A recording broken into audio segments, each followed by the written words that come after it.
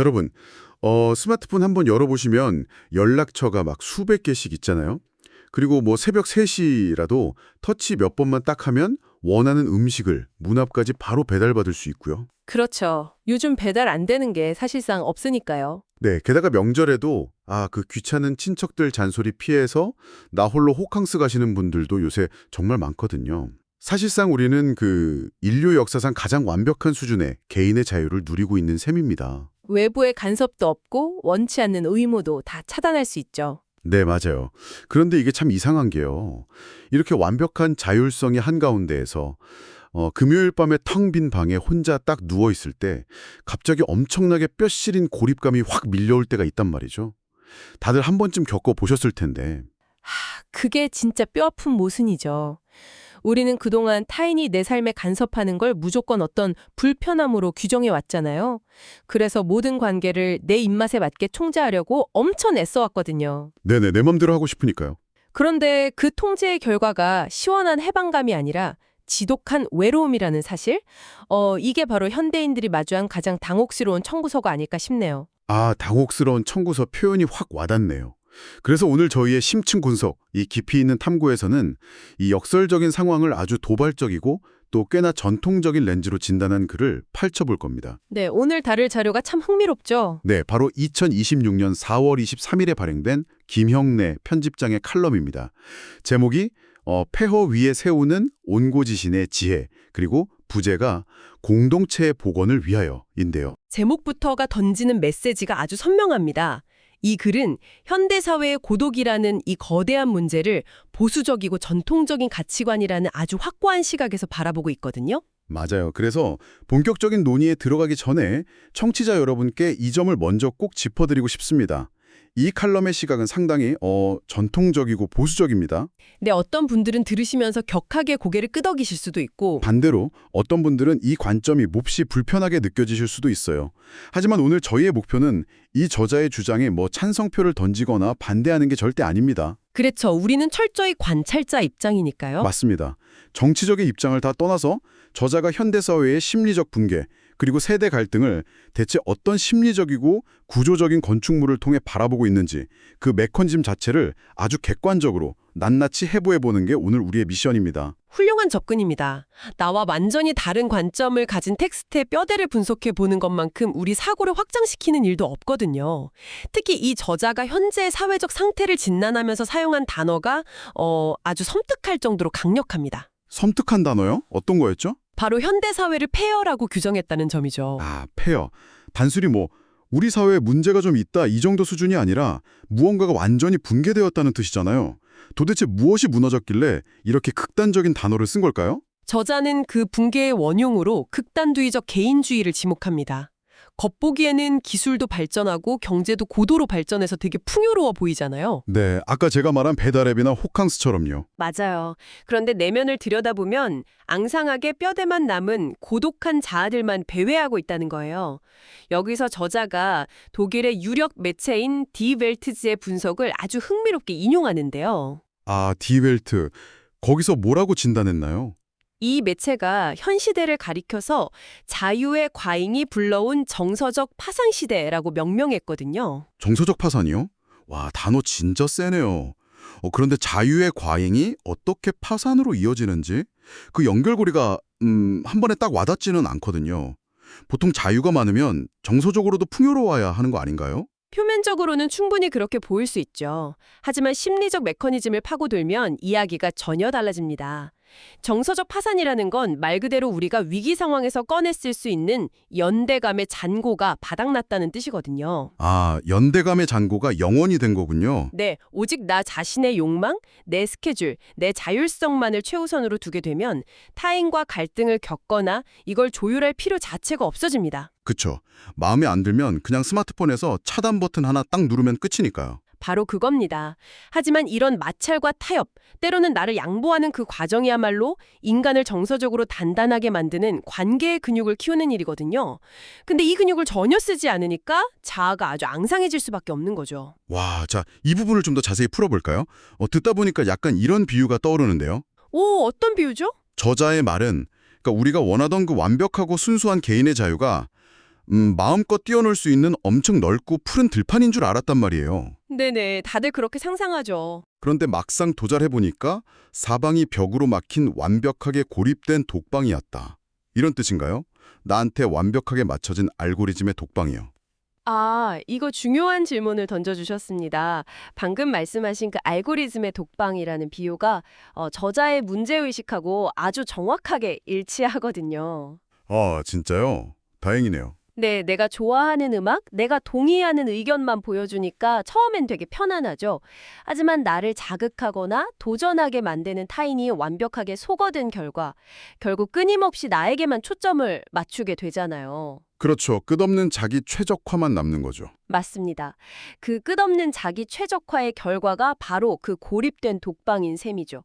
그리고 여기서 저자는 평생 우리라는 가치를 위해 헌신해온 시니어 세대의 관점을 빌려옵니다.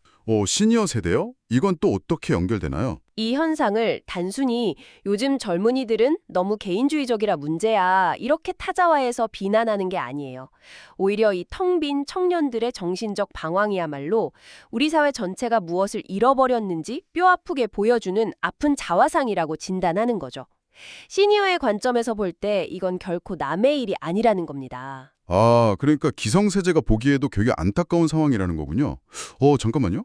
그 지점에서 약간 반론이 하나 떠오르는데요. 네, 말씀해 보시죠. 저자는 현대사회를 폐허라고 아주 강하게 부르지만 누군가는 지금을 억압적인 가부장제나 수직적인 위계질서가 해체되고 개인의 권리가 존중받는 더 나은 사회로 나아가는 과도기라고 볼 수도 있지 않나요?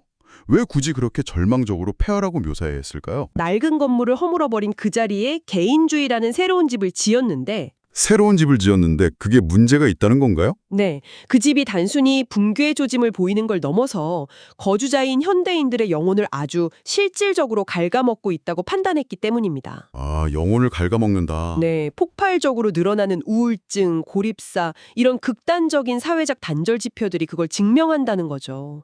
그래서 저자는 시스템을 조금 수리하자고 요구하는 게 아니라 완전히 다른 패러다임, 아니 오히려 아주 오래된 패러다임으로의 회귀를 대안으로 확 던지는 겁니다. 아하, 자연스럽게 넘어가게 되네요.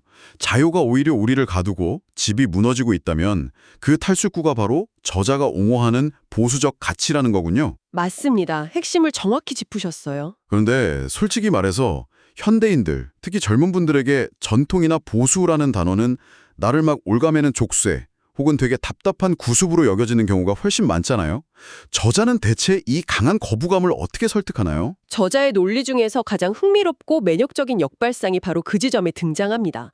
저자는 전통을 구속이 아니라 뿌리라고 재정의하거든요. 구속이 아니라 뿌리다. 단어 선택이 되게 신선하네요. 그렇죠. 인간은 아무데도 얽매이지 않고 공중에 그냥 붕 떠 있을 때 자유로운 게 아니라 역설적으로 어딘가에 깊게 뿌리 내리고 있을 때 비로소 거센 바람에도 흔들리지 않는 진짜 자유를 누릴 수 있다는 논리죠. 야, 멋진 말이긴 한데 이게 그냥 문학적인 수서인지 아니면 구체적인 어떤 근거가 있는 건지 궁금한데요. 네, 저자도 그냥 하는 말이 아닙니다.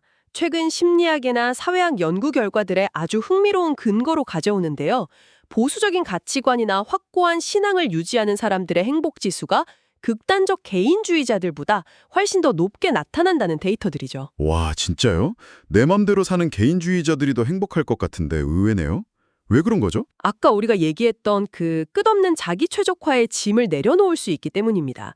이들은 가족의 화합, 공동체의 안녕 혹은 신의 뜻 같은 나보다 훨씬 큰 가치를 위해서 자신의 이익이나 자율성을 기꺼이 뒤로 미룰 줄 알거든요. 아, 그러니까 내 행복만을 막 좇을 때는 오히려 불행했는데 나보다 큰 무언가를 위해 나를 좀 희생하고 손해를 보니까 오히려 심리적 안정감이 높아진다? 네, 아주 정확합니다.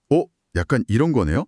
내가 내 삶의 모든 걸 혼자 책임지고 내 가치를 끊임없이 증명해야 한다는 그 엄청난 압박감에서 벗어나서 어떤 거대한 이야기의 일부가 됨으로써 얻는 평온함? 뭐 그런 건가요? 와, 정말 완벽한 요약입니다. 심리학적으로 인간은 자신이 어떤 조건 없이 무조건적으로 수용되는 소속감을 느낄 때 가장 강력한 안정감을 얻거든요. 무조건적인 수용이요? 네, 근데 저자는 이걸 막 대단하고 거창한 영웅담으로 포장하지 않아요. 아침 출근길에 마주치는 이웃하고 나누는 따뜻하고 짧은 눈인사, 혹은 세상의 불확실성 앞에서 초월적 존재에게 고개를 숙이는 겸손함. 이런 아주 구체적이고 소박한 일상적 때도들을 언급합니다. 아, 그런 작은 것들이 모이는 거군요. 네, 그런 것들이 험난한 세상을 버텨내게 해주는 아주 실질적인 생존 도구라고 설명하는 거죠. 아, 정말 흥미로워지는 부분은 바로 여기입니다. 제가 원문을 읽으면서 진짜 이거는 엄청 치열한 논쟁거리가 되겠다 싶었던 장면이 하나 딱 있었거든요. 네네. 친척 어린들이 취업은 했니? 결혼은 언제 하니? 막 이러잖아요. 청년들은 이 말을 절대 따뜻한 소속감으로 느끼지 않거든요. 오히려 숨막히는 꼰대의 잔소리, 내 사적 영역을 막 침범하는 공격으로 느끼죠. 그렇죠. 이데올로기적 대립이라고 할 수 있을 정도로요. 맞아요. 그러니까 청년들에게 전통은 안식처가 아니라 도망치고 싶고 피하고 싶은 불편함 그 자체인데 저자는 이 현실적인 간극, 이 거대한 갭을 대체 어떻게 설명하나요? 야, 여기서 매력적인 점은 전문가로서 볼 때 저자의 통찰력이 아주 빛을 발한다는 겁니다. 그 명절 식탁의 풍경이야말로 이 칼럼의 가장 예리한 심리적 해부도라고 할 수 있어요. 잔소리를 어떻게 좋게 해석한다는 건가요? 저자는 청년들이 그 불편함을 견디지 못하고 식탁을 박차고 나가는 그 거부 행위 자체를 단순히 요즘 애들 예의가 없다 이렇게 꾸짖지 않습니다. 대신 그걸 스스로 돌아갈 안식처를 파괴하는 행위라고 아주 비격적으로 분석하죠. 안식처를 파괴한다고요? 아니, 잔소리를 피하는 게 왜 안식처를 파괴하는 거죠? 오히려 내 멘탈을 지키기 위한 정당한 방어 기제 아닌가요? 네, 젊은 세대 입장에서는 철저히 방어 기제가 맞습니다. 그게 당연한 반응이죠. 하지만 저자의 렌즈, 그러니까 아까 말한 그 보수주의의 진정한 가치라는 렌즈로 보면 완전히 다릅니다. 명절 식탁에서 오가는 껄끄러운 질문이나 간섭은 사실 당신은 이 공동체에 속해 있다는 아주 강력한 연결의 증거이기도 하거든요. 생각해보세요. 회사에서는 실적을 못 내면 당장 해고당하잖아요. 네, 쓸모가 없으면 버려지는 철저한 거래적 관계죠. 그렇죠. 하지만 가족이나 전통적 공동체에서는 아무리 다투고 잔소리를 들어도 심지어 내가 백수라도 구성원이라는 본질적 자격이 박탈되진 않죠. 아, 그러니까 그 간섭과 불편함 자체가 일종의 무조건적인 소속감이 여전히 작동하고 있다는 증거인데 맞습니다. 청년들은 단지 그 마찰임이 듣기 싫어서 그 관계망 자체를 아예 싹 둑 끊어버린다는 거군요. 네, 마찰을 피하려고 도망친 곳, 그러니까 서구식 모델인 철저한 개인주의의 세계에는 당연히 잔소리는 없겠죠. 하지만 나를 조건 없이 걱정해주고 지지해줄 울타리도 없다는 겁니다. 와, 서구의 개인주의 모델이 실패했기 때문에 오히려 보수적 가치를 생존 도구로 삼아야 한다는 논리가 이런 거군요. 맞아요. 보수주의가 지키고자 하는 핵심이 옛날의 그 억압적인 가부장제 제도를 똑같이 답습하자는 게 아니라는 겁니다. 시대를 초월해서 절대 변하지 않는 소중한 가치, 즉 나를 무조건적으로 받아주는 관계의 안전망을 사수하는 힘이라는 거죠. 생각할수록 진짜 무서운 통찰이네요. 아까 말했던 알고리즘의 독방에서는 내가 쓸모가 없거나 돈이 없으면 즉각적으로 구독 취소를 당하잖아요. 철저한 자본주의적 거래니까요. 네. 그런데 가족이나 공동체 안에서는 내가 실패자여도 여전히 그 식탁의 한 자리를 무조건 차지할 수 있다는 거네요. 아, 그렇다면 여기서 방향을 좀 틀어볼게요.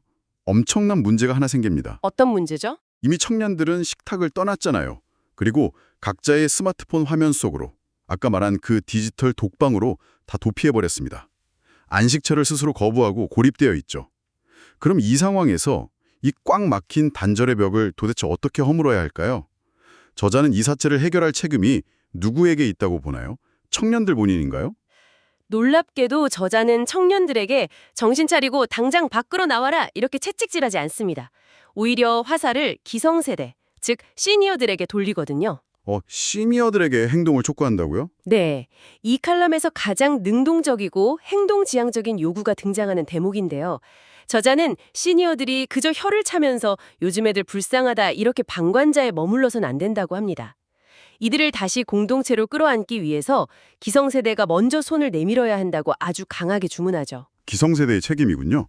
그런데 보통 어른들은 청년 문제라고 하면 청년 실업이나 주거비 같은 경제적인 문제로 환원해서 생각하는 경향이 있지 않나요? 그러니까 우리가 세금을 더 내서 일자리를 만들어줘야 해. 이런 시스템적인 접근이요. 네, 바로 그 지점에서 저자의 진단이 기존의 뻔한 접근법하고 완전히 갈라집니다. 저자는 현재 청년들이 겪고 있는 깊은 불안과 외로움의 근원을 단순한 경제적 빈곤으로 보지 않아요. 그럼 뭐라고 보는데요? 그것은 삶의 의미를 찾지 못한 영혼의 허기라고 아주 정확하게 규정합니다. 아, 영혼의 허기. 돈이 없어서 불행한 게 아니라 내가 도대체 왜 존재해야 하는지 그 이유를 잃어버려서 굶주리고 있다는 뜻이네요. 맞습니다. 사실 예전 세대분들은 진짜 끔찍한 전쟁이나 지독한 가난을 겪으면서도 엄청 끈질기게 삶을 이어가셨잖아요. 그런데 물질적으로는 인류 역사상 가장 풍요로운 지금 청년 세대가 왜 이토록 쉽게 우울해지고 무너지는지 그걸 설명하는 진짜 핵심 열쇠가 될 수 있겠네요. 와, 완벽한 해석입니다. 국가가 제공하는 아주 훌륭한 현대적 복지 정책이 내 월세는 내줄 수 있죠. 하지만 내가 아플 때 내 손을 잡아주거나 내 삶에 고유한 의미를 부여해주진 못하잖아요. 그렇죠. 시스템은 돈을 줄 뿐이지 삶의 의미를 주지 못하니까요. 맞습니다. 그렇기 때문에 시니어들이 직접 나서서 이 영혼의 허기를 채워줘야 한다는 겁니다. 아니 그런데 시니어들이 어떻게 그걸 채워줄 수 있죠? 자칫 잘못 다가갔다가는 아까 우리가 얘기했던 그 명절 식탁의 꼰대 잔소리꾼이 또 되어버릴 텐데요.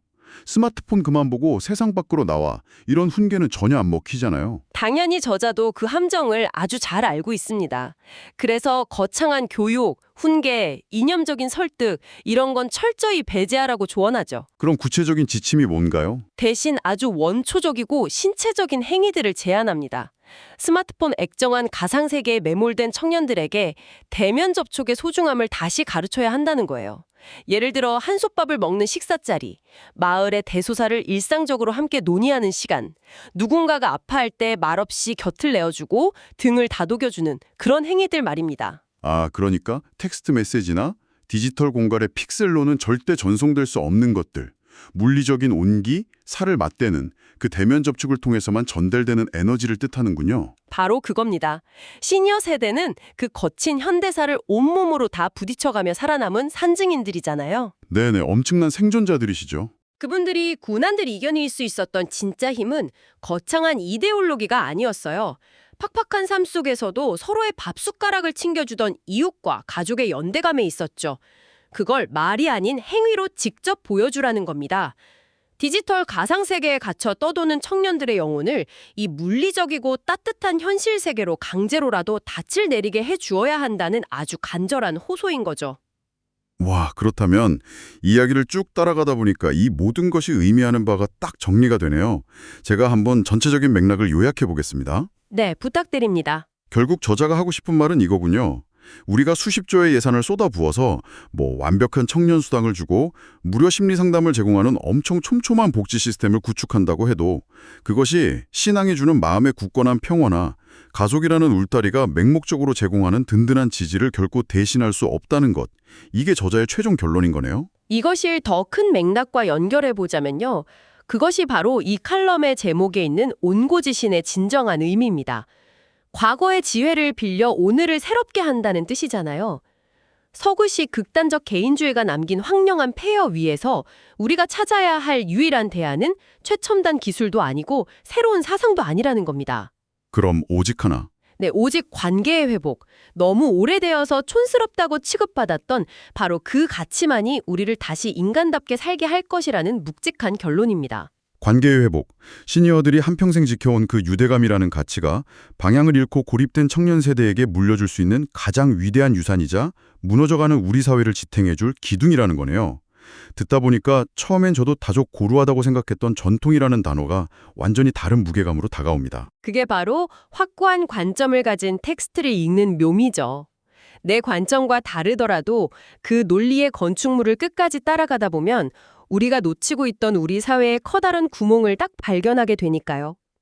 개인주의의 차가운 폐허를 벗어나려면 불편함을 감수하고서라도 기꺼이 서로의 삶에 개입하고 부딪히는 용기가 필요하다는 것이 저자의 핵심 메시지입니다. 자, 청취자 여러분, 오늘 우리는 한 편의 칼럼을 통해서 현대사회의 고독이라는 보편적인 문제를 극단적 개인주의에 대한 비판과 전통적 공동체의 복원이라는 아주 명확한 렌즈로 바라보았습니다. 네, 정말 밀도 있는 시간이었어요. 앞서 말씀드렸듯이 이 진단이 여러분의 생각과 완벽히 일치할 수도 있고 혹은 여전히 강한 거부감이 드실 수도 있습니다. 하지만 이렇게 확고한 시각의 글을 낱낱이 해부해보는 과정 자체가 우리 사회에 깊게 파인 세대 간, 이념 간의 간극을 이해하는 데 큰 도움이 되셨으리라 믿습니다. 동의합니다.